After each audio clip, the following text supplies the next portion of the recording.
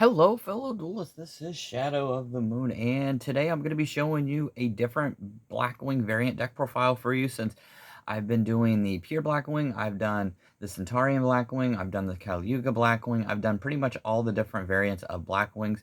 And now I'm going to be showing you the new style Blackwing deck. So this isn't really new, but this is the Bystial Blackwing deck profile. So I have been kind of on the fence about this for a while now, because I'm more of like a purist. I love playing my decks more pure, and this was kind of like a decision that I made because I was looking for something that may have been a little bit more competitive than the pure Blackwing. And I found out that this has a lot of board breakers and a lot of interruptions to it, which comes in very, very handy, especially when you're playing against Yubel, Snake Eyes, and like Tempai even and stuff, and a lot of the other decks and everything. So this is going to be really interesting, and without any further ado, let's go straight on into the deck profile. So I made a promise to myself that when I built this deck, I would at least include 3 of the tax dragons in here because that's what I really, really wanted to do the most of. So here we go. So obviously, 3 copies of Simoon. These are standard. Every card in this deck that I'm going to be showing you is pretty much going to be the normal ratio. You've got 3 Sudris. Alright, 3 Sudris, 3 Simoons, 3 Vatas. You got 3 of the Vatas right here. See, they're all pretty standard for the most part. This is pretty much what we're doing.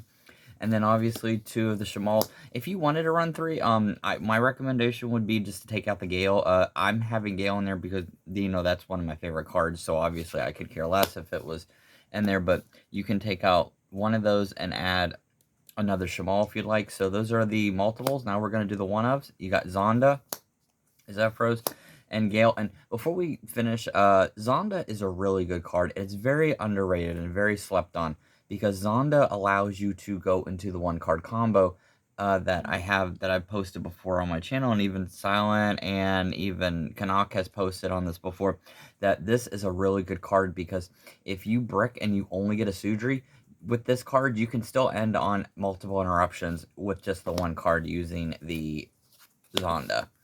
And then Zephyros and Gale, obviously. And then Hamartin, still kind of pissed off. Konami, come on, make this guy a super rare, at least rarity bump him or something. It's a common. This is the only Blackwing deck, or Blackwing card in my deck that is not rare. Like, that is not a hollow. Come on, Konami, get your shit together. And then we've got Sharanga, and we've got Chinook. And then we've got the Honorary Blackwing, Assault Synchron, obviously. So then for the spells and traps, we're going to move on to the Black Whirlwind.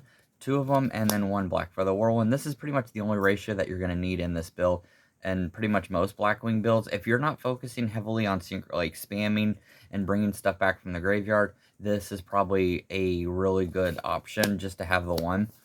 And then we've got 3 Small World. So these are the 25th anniversary.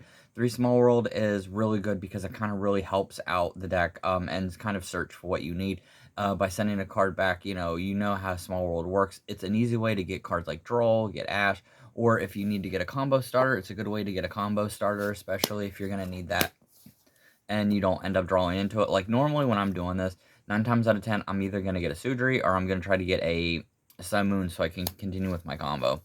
And then the 1 Pot of Prosperity, this was limited now to 1. I saw this coming a mile away because a lot of the pot cards were being limited, and I saw eventually this card was going to, because Konami has already made its money from it, using with the Megatins and using, with it being rare, reprinted like crazy in the rarity collection. I knew that this card was eventually going to get limited, so I'm surprised it didn't get banned, but I mean 1 is still okay.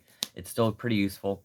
And then 1 Triple Tactics Talent. I would like to put 2 in here, but I really honestly don't have room for 2, unfortunately. So yeah, I unfortunately will have to put just the 1 in here, but this is a really good kind of card because it does allow you to draw 2 cards as one of the options. And then last for the traps, we're going to have 1 copy of Twin Shadow. Don't ever take this out. If you like being able to surprise your opponent, this card is so good because even if you draw it, it's not a dead draw. You set it, and then on your opponent's turn, you can activate this and special summon either a Full Armor Master or you can special summon a Silverwind and kind of pop 2 cards. This is a really, really good card and really slept on. Alright, so now we're going to go into the Bystial engine. So the Bystial engine is small, but it is consistent enough to where it doesn't really matter. I'm just running one Lubellion, one Magna Hut, one Druid Swarm, one Bystial Centaur, and one branded Regained. This is pretty much all you need for this set, is these 5 cards. Because, you know, with the way Bystials work, if you want to add more Lubellions, that's an option, but then you start overloading the deck and everything. But this is kind of like the maximum number of cards if you still want to be able to run hand traps and stuff. These are still really good. These still really count as board breakers, because if your opponent is playing dark and light, this is a great way to be able to actually, you know, kind of break their monsters and you know, banish them and everything, so they can't use their effect if they're in the graveyard. And also with this guy, if you have this in Avata, or this in Martin, or this in Chinook, you can go into Chaos Angel and then make it to where your monsters are all unaffected by your opponent's card effect. So pretty much they all end up becoming like little mini full armor masters. So these are really good, and I actually really like this ratio. I have been testing it, and I'll tell you about that actually after I'm done with the deck profile. So for the hand traps, 3 Ash, 3 Imperm, and 2 Effect Veiler. Pretty standard. These are all pretty much all you're going to need. So I do run a total of, including Chinook, is 13 hand traps. That's pretty much what you need for this deck, and especially in competitive play nowadays, it's, you know, it's imperative that you play more hand traps. I wish it wasn't the case, but you have to if you want to be able to keep up with a lot of the meta. And then now let's move on to the extra deck. So we've got 3 copies of Tax Dragon. I love this guy to death because this is constant burn, burn, burn. And a lot of times you will only use 2 of these. You do not need the third one. The third one is just for my personal preference, because I like being able to have the option of like, hey, if I know my opponent doesn't have anything and I know that I can go into 3 of these bad boys, and that is literally 2100 per card effect, meaning they literally have 3 to 4 turns of effects before they burn themselves to death. And that was kind of like my thing, was that I wanted to make sure that I could at least have 3 of the Tax Dragon in the deck in order for this to work. So then we have 2 copies of the regular Blackwing Dragon, really good, standard in the deck, because you use the other one to kind of help bring out the second one. And then for the other ones, you've got Full Armor Master, you've got Blackwing Armor Master. I'm never going to take this guy out. And you've got Silverwind the Ascendant, which is a great little tech card in here, because it kind of pops your opponent's cards and they don't expect it. It pops 2 monsters. And then for the other ones, you've got Notham the Starlight and Boreas Storm the Wicked Wind. So you do have these 2. These are all standard as well.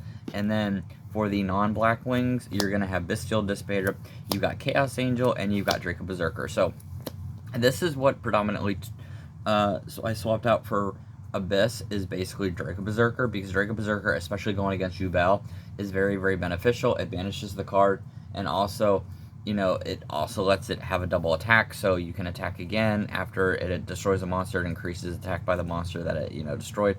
Also, it's a really good card because of that, and it works really well, especially, like I said, with Yubel, Chaos Angel, and Dissipator. You won't be playing Chaos Angel as much.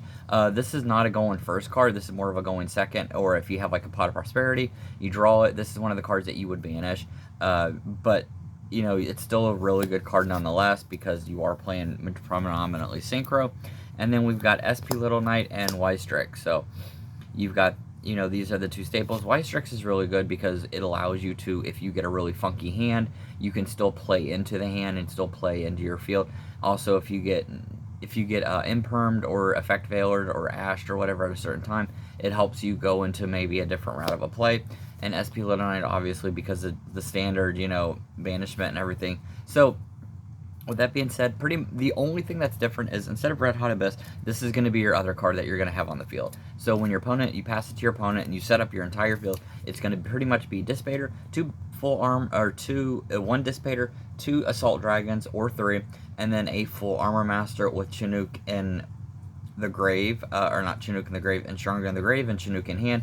And then instead of Red Hot Abyss, you're going to be using SP Little Knight. So because SP Little Knight will help you banish one of the cards, so that way you get it back. And so if they play cards like Forbidden Droplet, or they play cards like Dark Ruler No More, if they played Raigeki or whatever, you can still, or Lightning Storm, you can still play, because you'll still have a full Armor Master. You'll also have a Twin Shadow set to pop 2 of their cards. You'll have a Stronger in the grave, and you'll have a Chinook in the hand, as well as at the end phase of the turn, you'll be able to bring back SP Little Knight, and you'll be able to bring back a Dissipator or another card that you have. So, alright, so that's going to be it for this deck profile. I actually really am excited about trying this deck out a little bit more. If you do know any other cards to either add or cards to take out, I am still really new to this sub-variant, this variant of Blackwings, so any help would be really appreciated, but I actually feel like this deck is really good, and I have been testing with it.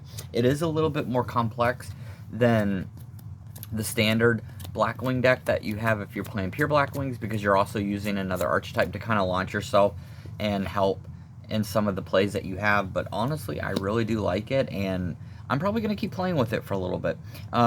My wife actually uses Bystials in her Red Dragon Archfiend deck, so I feel it's kind of cool to be able to have my own, because I actually can splash it. And unlike Centaurian and unlike Horus and everything, I'm not bashing on those decks at all, like I've said before. It's just, those seem to be more of like flavor of the month, whereas Bystial Blackwings have kind of stood the test of time. It did suck that we did lose Baron, and because that was a very, very prominent and a very like crucial card in any of these builds, because Baron was kind of like your Omni Negate if you didn't want to use Red Hot Abyss.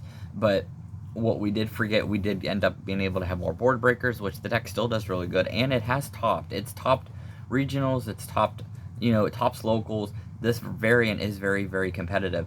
It's even a little bit more competitive than the pure Blackwing, but I'm not bashing that at all, because pure Blackwings are a lot of fun, and you can probably win locals if you know what you're doing, and you actually know the combo lines and everything, because all this is based off of combo lines. If you have an opponent that has Snake Eyes, but they don't know anything about how to play, you're going to end up beating them if you have a lot more knowledge of your deck, because you know when to trick them, you know when to bait them, you know what cards to play at what time. So yeah. So with that being said, I just want to say thank you to everybody that watches my videos. You guys rock. Thank you very much. I always appreciate it. And yeah, I just wanted to showcase this off. So I think the next video, I'm going to start working on my other Blackwing decks, or I'm going to start working on a lot of the other decks that I have. I'd like to do my DDD, updated DDD deck profile. I'd love to eventually update my Agent deck, because it did get Borreload and Baron and Appaloosa are banned, so that deck doesn't really have any Omni Negates that much anymore, so I want to see what I can do with it. And yeah, I appreciate it very so much. Thank you for watching, and with all that, see you guys next time. Later.